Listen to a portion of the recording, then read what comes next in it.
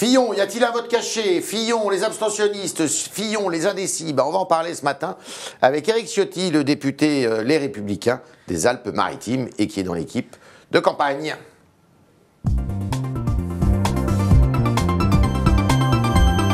Éric Ciotti, bonjour. Bonjour. Alors, est-ce que vous arrivez à mettre de l'argent de côté, vous? Écoutez, je crois que ça relève aussi de la vie privée.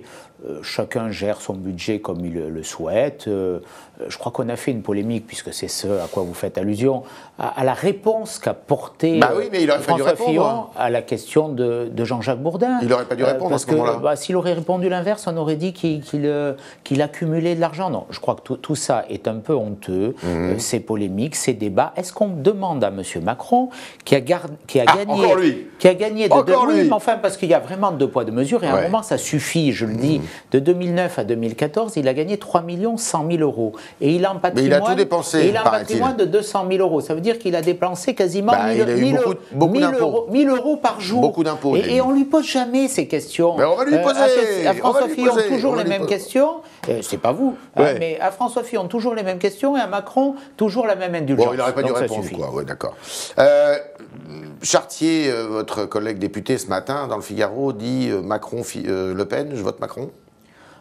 Il n'a pas dit ça, je ne crois pas qu'il ait dit ça. Moi, je vote François Fillon au premier, au second tour. Au deuxième tour aussi? Bien sûr. Et s'il n'est pas au deuxième tour? Mais il sera au deuxième tour. Qu'est-ce qui vous fait dire? Je sens sur le terrain ce climat changer. Et puis les électeurs. Mais vous le voyez à quoi? Les électeurs qui veulent l'alternance, qui ne veulent plus de M. Hollande, veulent aujourd'hui un vrai changement. Et ce vrai changement, c'est François Fillon qui l'incarne. On voit bien que M. Hollande, vous voyez, M. Macron, c'est le candidat de la continuité. C'est le candidat du réalisme, en fait. Les gens, ils vont aller voter, mais en se bouchant le nez, c'est ça?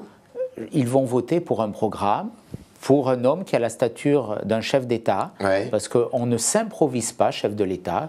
Quand on revendique de l'immaturité ou de l'inexpérience, on ne s'improvise pas chef de l'État. Donc, ces qualités, c'est François Fillon qui les possède, elles sont indispensables. C'est celui qui a une équipe autour de lui pour gouverner. C'est celui qui a un programme. Lesquels? Est-ce qu'on connaît ceux qui vont gouverner avec M. Macron, Monsieur Hu, Madame Lepage, ceux qui ont déjà gouverné, on les connaît, ça n'a rien donné. Monsieur Douste-Blazy, tout ça est assez ridicule. Éric Ciotti, on les a connus. Qui va gouverner aux côtés de Mme Le Pen? Et puis, quelle majorité? Attendez, surtout, François Baroin, on l'a vu à l'œuvre, Valérie Pécresse, on l'a vu à l'œuvre.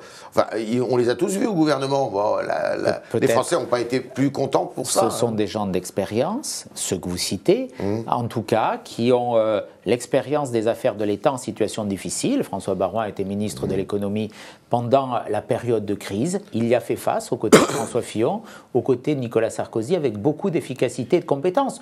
Qui peut dire la même chose en regardant ce qui entoure aujourd'hui M. Macron, sérieusement? Éric Ciotti, il y a un vote caché aujourd'hui, à votre avis, pour Fillon?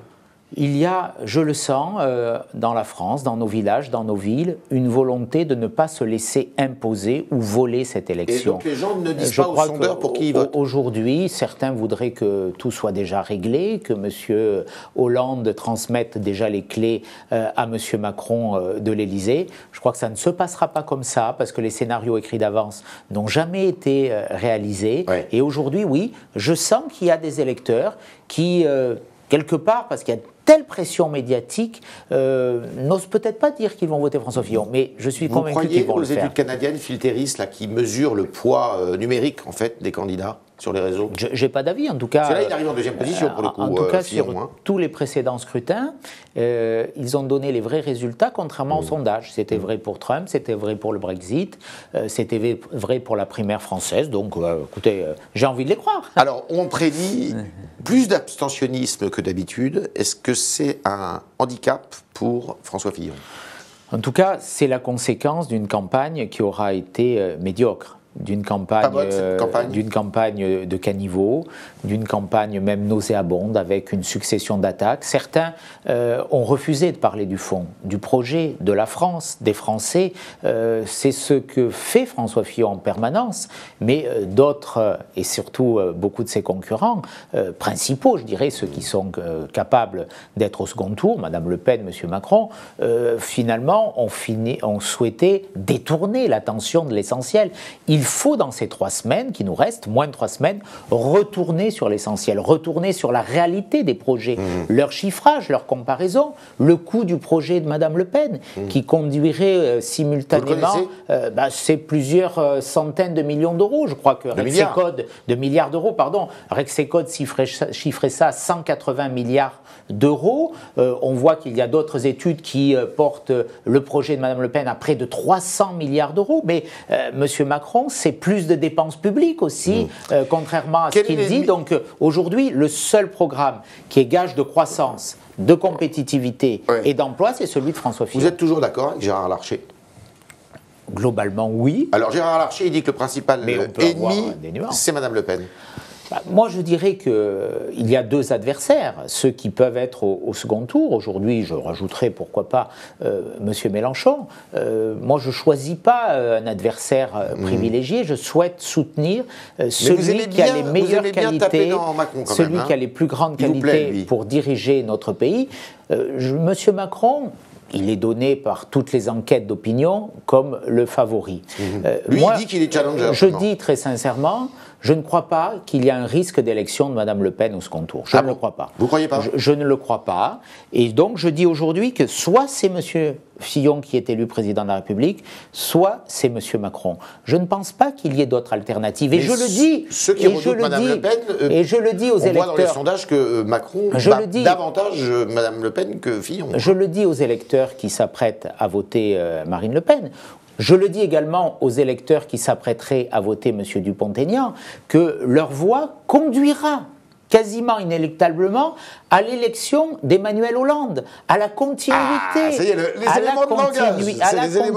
la continuité du quinquennat. C'est là, François Macron. C'est là l'essentiel. C'est là l'essentiel. Et donc, oui, bien sûr, le programme, le projet de Mme Le Pen est dangereux pour notre pays. Nicolas Dupont-Aignan est-il une menace pour le vote Fillon ? Je dis à ceux qui veulent le soutenir, attention que M. Dupont-Aignan ne soit pas à la droite ce que Taubira a été à la gauche le 21 avril 2002. C'est-à-dire qu'il empêche François Fillon d'être au deuxième tour. Au second tour. Donc aujourd'hui, l'heure est grave, le moment est grave, le choix est décisif, il ne faut pas se tromper. J'appelle les électeurs Vous craignez un 21 avril à l'envers ? J'appelle les électeurs... Vous craignez ça ? C'est un risque. J'appelle les électeurs à la mobilisation générale, j'appelle tous ceux qui veulent l'alternance à se mobiliser dès le premier tour sur François Fillon. C'est le seul vote utile, c'est le seul vote qui conduit à l'alternance, c'est le seul vote qui conduit au changement et c'est le seul vote qui conduit au redressement. Tout va se jouer dans les derniers jours ?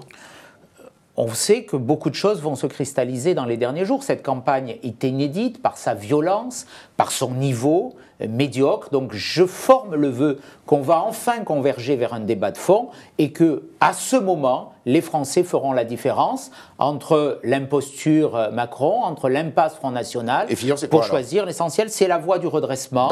C'est un chef d'État, c'est une stature, c'est un homme d'État, c'est un projet, c'est une équipe. Emmanuel Macron dit « Je ne prétends pas être un président normal ». Il a revendiqué son inexpérience et son immaturité. C'est sans doute ce qui est vrai. Sa forme. Au moins, c'est une forme d'honnêteté. C'est sans doute la façon dont il revendique sa présidence. C'est une forme d'honnêteté. Est-ce que c'est mieux d'être normal ou immature et inexpérimenté ?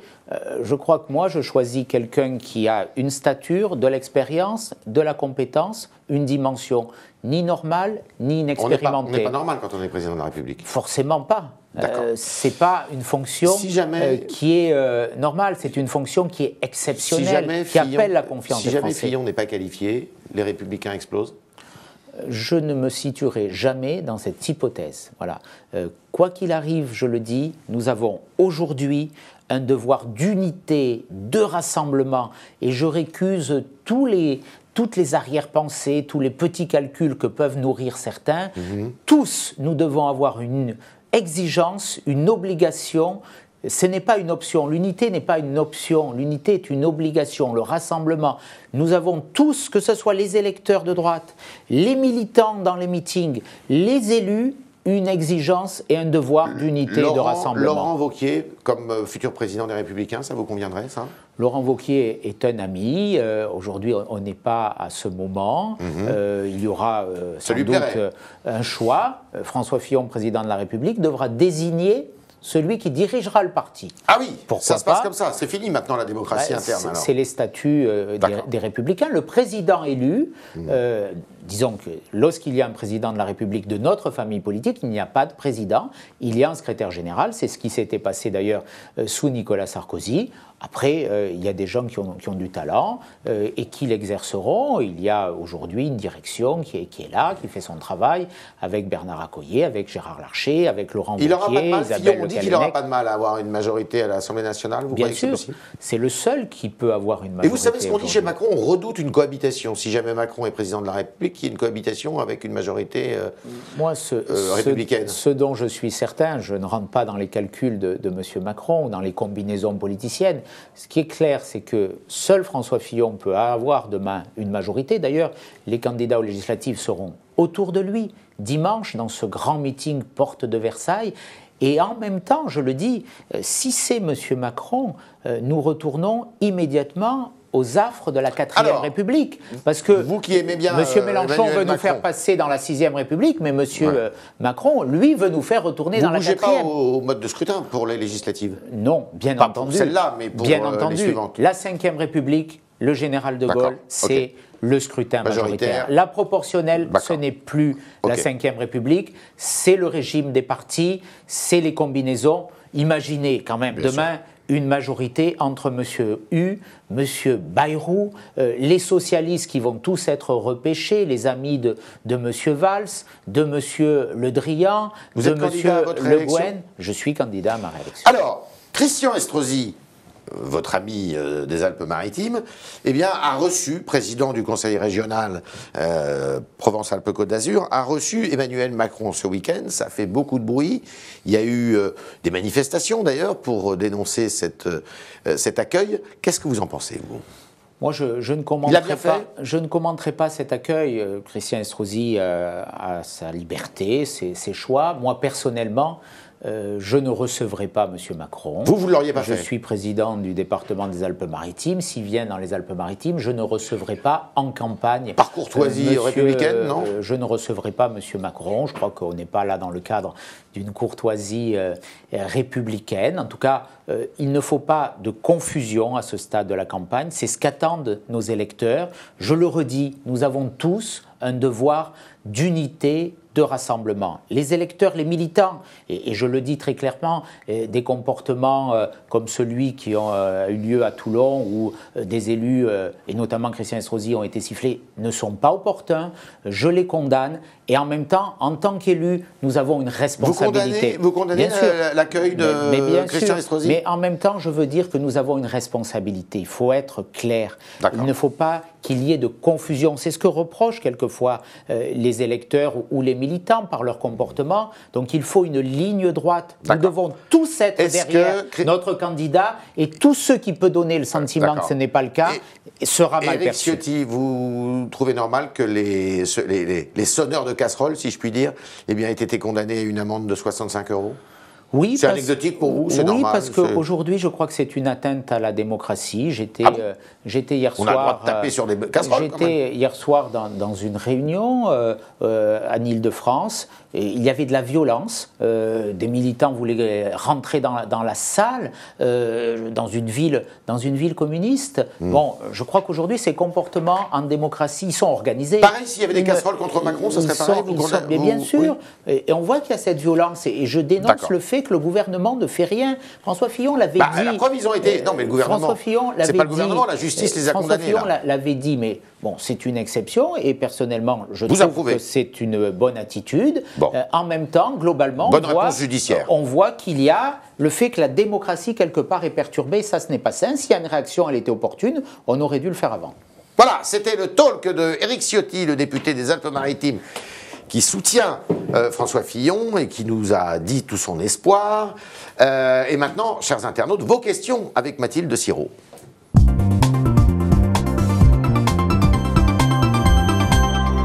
Bonjour Mathilde. Bonjour Yves, bonjour Éric Ciotti. Bonjour. Alexandre vous a écouté avec attention, il est même électeur à Nice. Et donc lui aussi, il a été un petit peu, on va dire, il s'est interrogé sur cette visite de Christian Estrosi, Emmanuel Macron à Christian Estrosi. Il vous demande d'aller plus loin dans votre réaction. Est-ce que vous condamnez, est-ce que c'est une faute politique d'avoir reçu Emmanuel Macron à l'hôtel de région en PACA ce week-end ? J'ai dit, je crois, ce que j'avais à dire. Personnellement, je n'aurais pas reçu... Mais c'est une faute ou pas? Je n'aurais pas reçu Emmanuel Macron. Christian Estrosi conduit son engagement politique comme il le souhaite. Moi, j'ai une ligne droite. Vous savez pourquoi il a fait ça? Non, vous lui demanderez. Il sera mieux qualifié que moi pour y répondre. En tout cas, moi, je n'aurais pas reçu monsieur Macron parce que dans ce moment, je crois que nos électeurs ont besoin de clarté, ont besoin d'une ligne droite, de conviction. Nous sommes à un moment décisif où la victoire va se jouer entre François Fillon et entre Emmanuel Macron, et donc nous avons besoin d'unir nos forces, d'être rassemblés derrière François Fillon et de jeter toutes nos forces dans la bataille. Dans cette mobilisation, justement, est-ce que Nicolas Sarkozy doit s'exprimer? Est-ce qu'il doit être plus visible, là, dans les quelques jours qui nous séparent du premier tour? Écoutez, c'est une voix qui compte, bien entendu, majeure dans notre pays. Il a été président de la République, il a dirigé notre famille politique, et j'espère, personnellement, en effet, qu'il participera avec sa force à la mobilisation générale pour la victoire. Éric Ciotti, il y a eu un attentat hier à Saint-Pétersbourg. Vous savez, d'habitude, la mairie de Paris illumine la Tour Eiffel. Elle l'a fait aux couleurs de la Grande-Bretagne ou de la Belgique. Ça n'a pas été le cas pour la Russie. Est-ce que vous condamnez? Est-ce que la mairie de Paris aurait dû Bien sûr que la mairie de Paris aurait dû. Moi, je veux la thèse de l'attentat n'était pas complètement confirmée aussi, il faut le dire. Je veux dire mon émotion après cet attentat, le dire au peuple russe. Voilà, on a les mêmes ennemis souvent qui nous attaquent, qui attaquent une forme de conception d'une civilisation. Eh bien, oui, c'est une faute de Madame Hidalgo de ne pas s'être associée au deuil du peuple russe. Elle peut peut-être encore le faire aujourd'hui. Il est toujours temps de corriger ses erreurs. Justement, parlez-nous un petit peu de Nice. Bientôt un an après l'attentat de la promenade des Anglais, comment est-ce que la population niçoise se remet de cet événement tragique et comment est-ce que la saison touristique s'annonce pour votre ville? Nice a été blessée au cœur.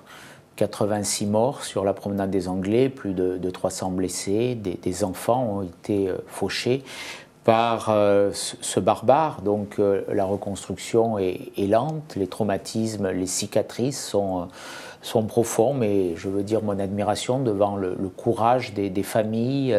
Nous sommes là pour les accompagner. Les associations de victimes sont soutenues par nos collectivités. Et puis, nous avons voulu aussi que l'économie touristique soit soutenue avec un engagement des collectivités, que ce soit la mairie, que ce soit le département, que ce soit la région, dans une forme d'unité. La saison se présente bien. Nous avons craint, après cet attentat, un effondrement de notre activité touristique. Il y a eu une chute, mais le secteur a bien résisté quand même. Livio qui dit, faites comme beaucoup, et de plus en plus de Républicains, ils ont rejoint Dupont-Aignan. Je lui dis que ce serait une erreur tragique. Voilà. Dupont-Aignan peut être le Taubira de la droite. Je le redis aujourd'hui, un vote Dupont-Aignan, c'est un vote, c'est l'assurance d'une élection de M. Macron. Dernière réaction à Jean Le Grip qui nous dit « Éric Ciotti, garde des Sceaux ». Ah oui. Ça vous fait réagir? Non, j'ai pas de réaction. Écoutez, c'est au président de la République à faire ses choix. Vous, ministre de l'Intérieur ou garde des Sceaux? Je me vois le soir de la victoire de François Fillon. Et pour l'instant, je borne mon horizon à ce moment qui sera un moment heureux pour notre pays et un moment important pour notre pays parce qu'il signifiera que nous engageons dès le soir de la victoire le chemin du redressement. Voilà, c'était les réponses à vos questions, chers internautes, de Éric Ciotti, le député des Alpes-Maritimes, qui soutient François Fillon. Nous l'en remercions. Et merci à vous. Et puis je vous rappelle ce soir avec Mathilde, ce soir, eh bien, le débat que vous pourrez suivre en direct sur lefigaro.fr avec un before, hein, il faut commencer, un before avec Mathilde. Et un after avec Mathilde, grosso modo, restez avec nous de 20h15 à 1h, ou jusqu'au bout de la nuit, pendant que vous y êtes, si vous êtes un peu insomniaque. Nous vous remercions, à tout à l'heure.